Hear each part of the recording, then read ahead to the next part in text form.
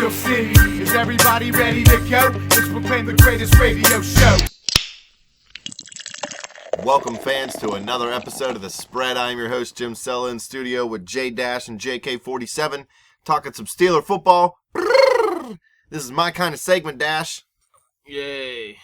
Yeah, that's how I feel in the two baseball segments we just did. Sweet. So what's on tap? We got our Steeler preview for you. They're taking on the St. Louis Rams at St. Louis. The Steelers are 1 or 1.5 point favorites right now. 1 point favorites. The Rams... Over-under is 48. The Rams, they had a great win against Seattle in Week 1, but then a disappointing loss against the Washington Redskins in Week 2. It's got to hurt to lose to Washington. Yeah, they did not look good at all. In fact, they were my pick of the week last week versus Washington in Washington. But in Week 1, like you said, they played well offensively, at least, against Seattle, and that was at home. And they looked a lot different from the home to the road in Week 2 there. But I'm a little bit worried about this because, yeah, look, they don't have any run game so far right now, especially without Todd Gurley, although Gurley may return this week. Well, Jeff Fisher said if the run game doesn't start to improve, he's going to be hesitant to put Gurley in because he doesn't want to expose him and get him hurt. Yeah, I don't see him playing a huge role, at least right off the bat. It's probably going to be a few weeks until after their bye here coming up in, week 6 or something. I don't know what it is necessarily. But they have no run game out there right now, and the Steelers are very good at stopping the run, so I have no worries about that. Nick Foles looked very good on his home field on the turf in Game 1 against Seattle, and we know that the Steelers' defense can be burnt in the secondary. That they can. Yeah, he had 297 yards passing in that first game, and he has 447 yards passing on the season right now, so we all like Nick Foles coming into the season as well. He just got to find what receiver out there is his main receiver. They still haven't figured out that situation yet. Who is their top receiver? Right now, Jared Cook, the tight end, is leading the team in receptions and yards. But Kenny Britt only has 4 receptions. Stedman Bailey only has 4 receptions. Tavon Austin has 3 receptions. He had the big first game, but that was mostly with the running game and the punt return or whatever it was. So he really got to figure out whose receivers out there are still. And Brian Quick has been a healthy inactive the first 2 weeks of the season. So we'll have to see if that happens this week as well. But I think Nick Foles is a great quarterback. I just think he needs to find which receivers are going to help him succeed in this offense. Can he expose the poor Steelers secondary? That's what I'm saying. That's the thing I'm worried about. I think Nick Foles on this turf, home field advantage, can expose the secondary if the linebackers don't get pressure. If they get as much pressure as they did on Colin Kaepernick in this last game versus San Francisco, then I think Nick Foles is going to have some trouble in this game. But we also seen the defense look bad on the road in Week 1 as well. So we'll have to see how that turns out. This is a good test for the Steelers' offense. Not necessarily because the Rams have a great defense. They have a good front 7 and a decent defensive backfield. Their defense is probably more solid than Pittsburgh is right now. But the Steelers' offense struggled on the road really bad last year. I mean, there were games where they didn't look good this year either against 10 points, something like that. New England's defense isn't very good either, and we said that going into the game. We said that coming out of the game, and the Steelers' offense just did not get it done in that Week 1 loss at New England. So I do not see the same type of offense from last week carrying over to this week until they show it to me, because they did not show it all of last season. I'm hoping for it. With the return of Le'Veon Bell, there's no reason they can't do it. But I'm a little pessimistic like you, Dash. Until they show it to me, I'm not sure if I'm going to believe that they can actually do it. The Steelers, they need this victory. If Cincinnati beats Baltimore and goes to 3-0 and we fall to 1-2, we're not out of it. But that puts a stranglehold on the division early for Cincinnati. And we don't want to be chasing them down this year like they were trying to chase us down last year, because it generally doesn't work well. One thing I do like is Matt Jones last week for the Washington Redskins ran all over this St. Louis defense. Now, I know, again, it was on the road. It wasn't that turf they love, so it could be a little bit different this week. But now that we're getting Le'Veon Bell back in this offense, there's a big possibility he explodes right out of the gate.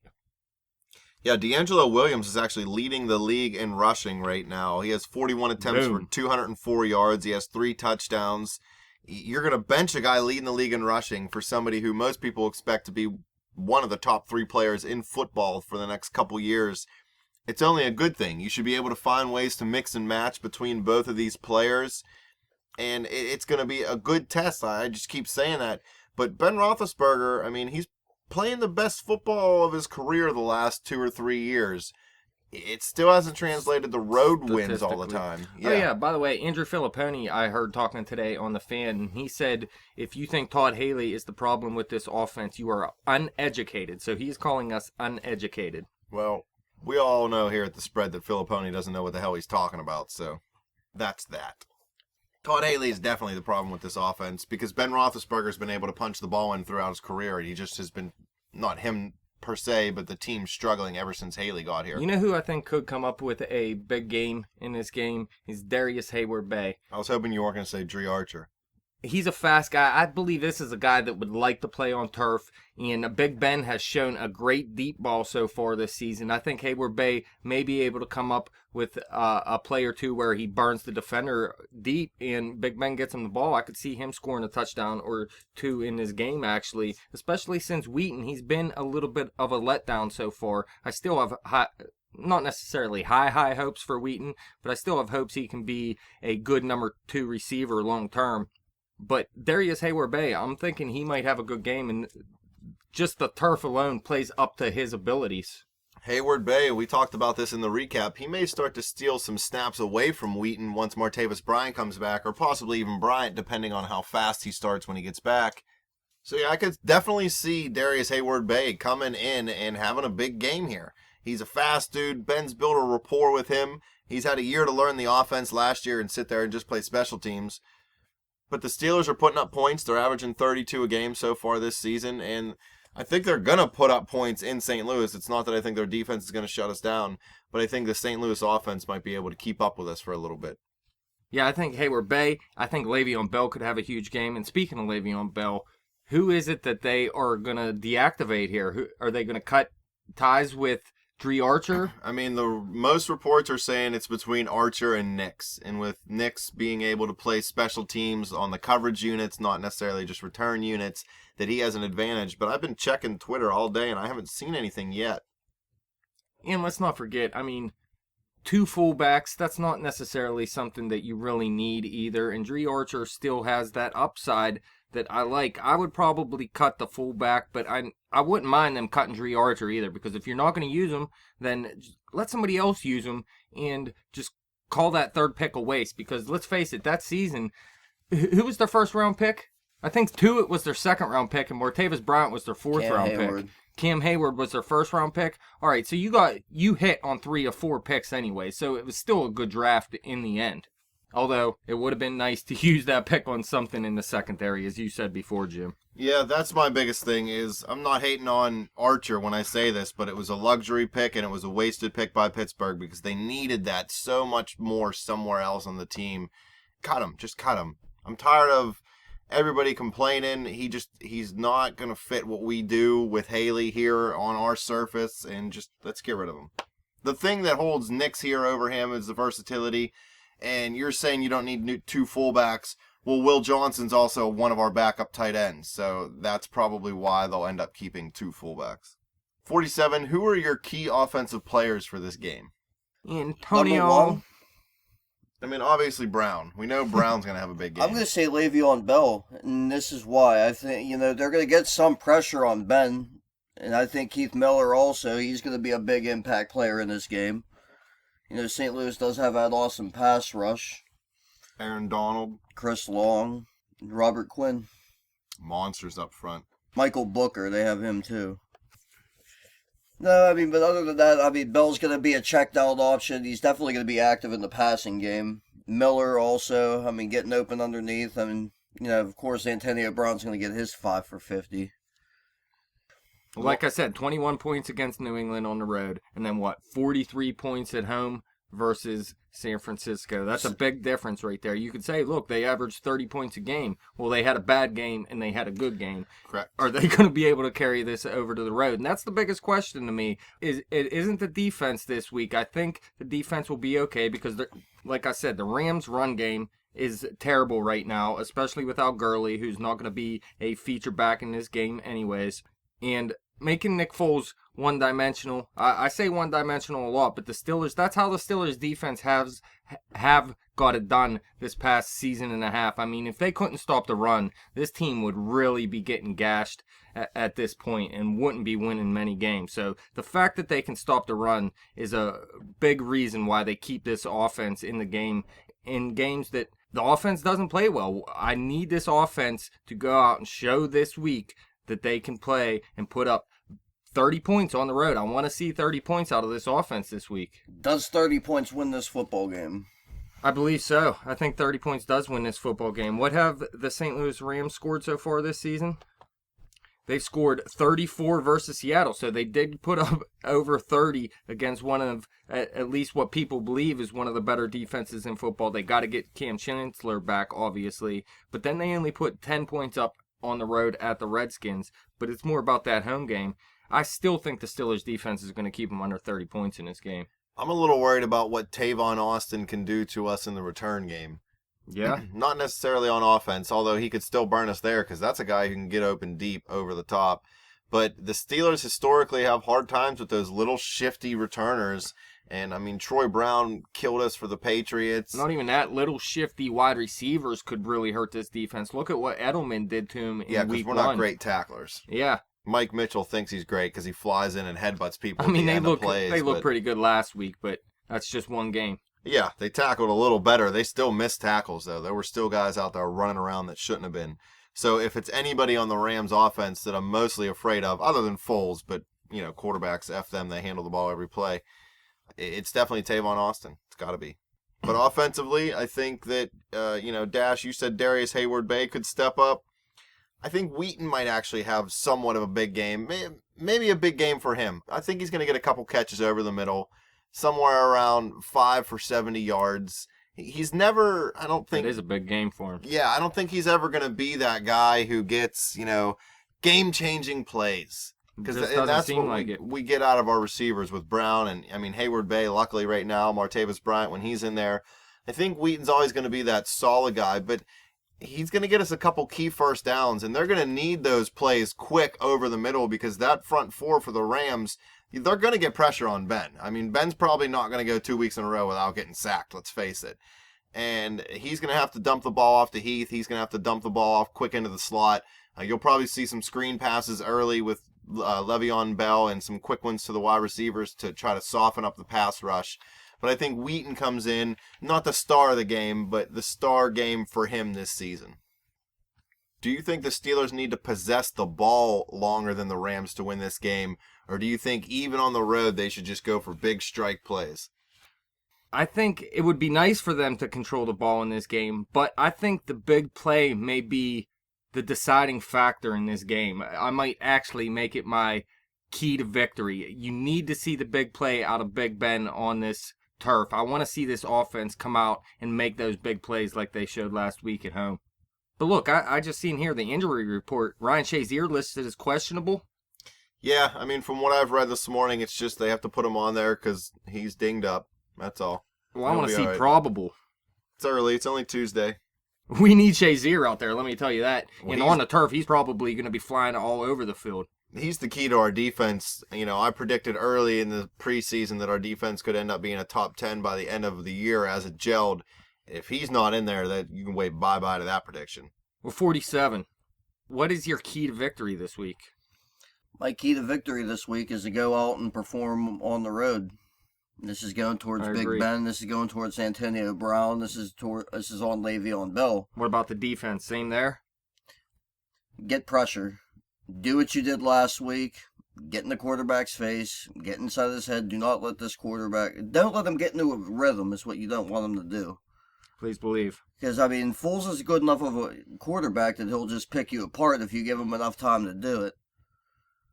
Yeah, I think the Steelers' run game's going to be fine. I think the Steelers are going to be able to stop the run fine. I don't think there's going to be many turnovers in this game, actually. I think the key is for Big Ben to do what he did last week, those big 40-yard passes, those big plays deep to Antonio Brown, deep to Darius Hayward-Bay. Even Marcus Wheaton came up with a 48-yard reception. I want to see those big plays, and I think that will be the deciding factor. And like I said, the defense, they got torched in week 1, but they somewhat did keep everything in front of them when they did cover the wide receivers. And they didn't do that very often. What about you, Jim? Le'Veon. All I got to do is feed the ball to Le'Veon Bell. This guy's in game shape. If you've seen any of the video, if you follow him on Twitter or Facebook, he's just a freaking monster. Seriously, you could shoot this guy in the stomach with a freaking 9mm from 5 feet away. The bullet would bounce off and freaking get you in the leg. He's got such rock hard abs. I mean, this dude's a beast. He's going to come out, he's going to run right, he's going to run left. They're going to throw him screen passes. It's just Le'Veon all day. Watch him to be the #1 fantasy player of the week and for many weeks to come. Is the defense going to be able to stop this offense? You know they'll be able to stop the run. I think that's pretty much it. Our defense stopped their offense? Yes. Yeah, see, as much as I'm a Nick Foles fan, he's not elite yet. You know, he's in the good category. And the Steelers can still give good QBs fits when they can get to the quarterback. So if they can get a little bit of pressure, Foles isn't as mobile as Kaepernick as far as running in front of the line of scrimmage, but Foles likes to roll out. You'll see with the Rams offense, they're going to want to move him around side to side on play action plays. And once we get rid of the run game, those play actions aren't going to work. We'll be able to start teeing off on him on 3rd down, getting his head a little bit. How many passing yards does he have? Does he go over Foles? 300 for the first time? Oh, yeah, he's going to throw for 300, but he's going to throw a pick. I'm going to call it. The Steelers so there is going to be a turnover in this game. Yes, I think Will Allen gets a pick this week. It'll be the first interception of the season for the Pittsburgh Steelers, am I correct? Second. Who had the other pick? Was it last week? No, it was in week 1. Oh, I forgot about any turnovers in week 1. There was a turnover by Tom Brady through a pick? I think. That sounds like nonsense to me. I stand corrected, Dash. It was 1 in the preseason, so yes, we have none. Preseason does not count. None turnovers. You're beat. Our turnover ratio is at least even. We're not giving it away more than we're getting it back. Oh, we're definitely taking the ball away more. I mean, they recovered, 2 fumbles in this last game, I believe it was? I think they recovered 1 and forced 2. 1 and forced 2? Yeah, because Ben has thrown a pick. But at least we're not losing the turnover battle this year. Well, before we get into our game predictions here, is it going to go over or under this 48? I see 47.5 here now. Over. Over? Yeah. I could see that happening too as well. I could. This game, it could easily feature both teams over 30 points. I think both teams are actually going to stay under 30 points, but it'll still go over this 48. You could get it, 25-25. Boom. Yeah. I mean, not tie, but, anything around those numbers and move up. Tie. There'll be no tying. Got to go for 2 instead. Over, under, how many times the Steelers go for 2? Over, under 2. I'm going to say over this time. 47? I think they're getting sick of Josh Scobie, even though they're not coming out and saying it. Even, too. What he says, I'm going to say every time they score, they go for 2. No, they're going to try an extra point at some point, man. They have to. Scobie's only value is kicking it into the end zone. But I'm going to say the score's something like, 27-25. St. Louis. I'm going to say St. Louis wins this game. Womp womp. Fans just tuned out. Way to ruin the segment. Well, listen, we came into the season. I think we all predicted St. Louis to win this game. Actually, Easy might have picked Pittsburgh in this game. Yeah, I think you had them 11-0. I'm going to stick with it. I like what I seen out of St. Louis in week 1 on their home turf. And I know they played bad last week, but I also look at what the Steelers did on the road and what they did last season on the road. I know we're all high on the Steelers. I don't see them doing what they did last week offensively. I think they'll be okay defensively, keep them under 30 points at least, and I think the Steelers should win when they hold them under 30 points, but I don't quite think they're going to get there. So I'm going to say St. Louis wins this game, man.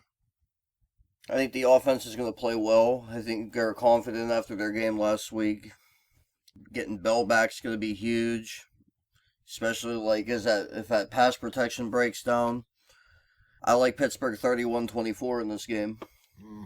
I'm going to get pretty specific here. I think that both teams stay pretty even for most of the game. I think the Steelers' defense bends a little bit and breaks a little more than they did against San Francisco.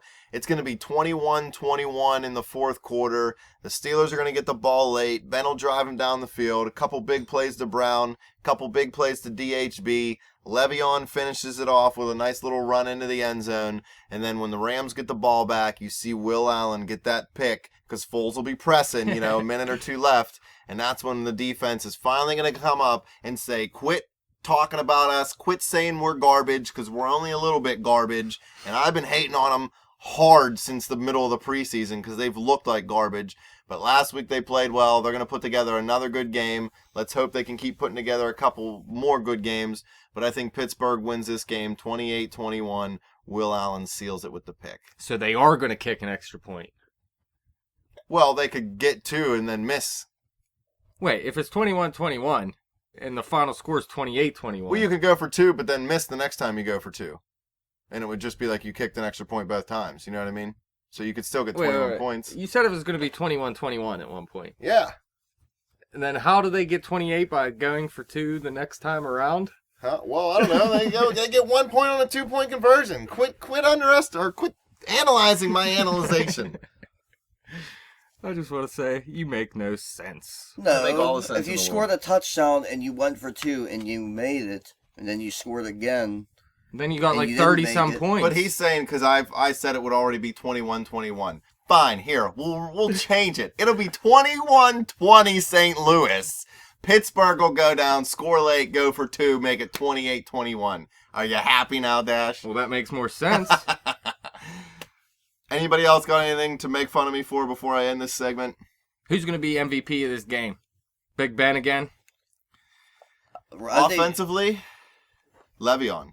I'm going to go with Big Ben again. I think he's the one that has to get it. He's going to be the field general out there. And He's got Ben on his fantasy team. I do have Ben on my fantasy team. But I have Le'Veon, so I think that's why I picked him. I think it's going to be Le'Veon, too. I don't think he's going to have a problem moving the ball in this game. Now, the Rams' defense are real solid up the middle, but Le'Veon can get out all over the place, so it's going to be the Le'Veon show. But don't sleep on the Rams, folks, because they're going to be a decent team. And I if actually Seattle picked them to start- be my Super Bowl candidate this year. Seattle being 0-2, I mean, that doesn't. They're Is not this a guaranteed Super Bowl playoff preview? spot. There's a question No, for you. no. What do you mean no? So it's Not going to be this St. year. Louis and who? What do you mean? St. Louis, they're not going to make the Super Bowl, man. They're about a year or two away if they think they can do that. No, man, they're going to trade for some They're going to sign Randy Moss. Oh, you want to know who traded while we were doing this segment? The Cowboys traded for Matt Castle. Oh, yeah? Bring in a veteran quarterback. No to Brandon compete with Weeden, then. Well, they're going to stick with Weeden, Oh. but they had nobody behind him at all. So they wanted a veteran behind him in case he gets hurt. Which, I mean, hey, Weeden and Castle aren't the worst two quarterbacks in the league. You're honestly. pushing it. I mean, Geno was supposed to start, and they're definitely both better than he is. But that's it. We're getting off track here. That's all the Steeler football we got for you today. Fans, if you like any of our predictions or want to tell Dash he sucks because he picked the Rams, hit us up on Twitter at bet_the_spread. If you want to agree with me, you can hit me up on Twitter at betjimthewin. Check out our Facebook page at facebook.com. I want to give a shout out to T-Lat. Been giving us some comments. We love it. Keep it going, buddy. Hope you're loving life out there in the tropics. Everybody keep coming to YouTube. Everybody subscribe. Everybody click like. Go Steelers.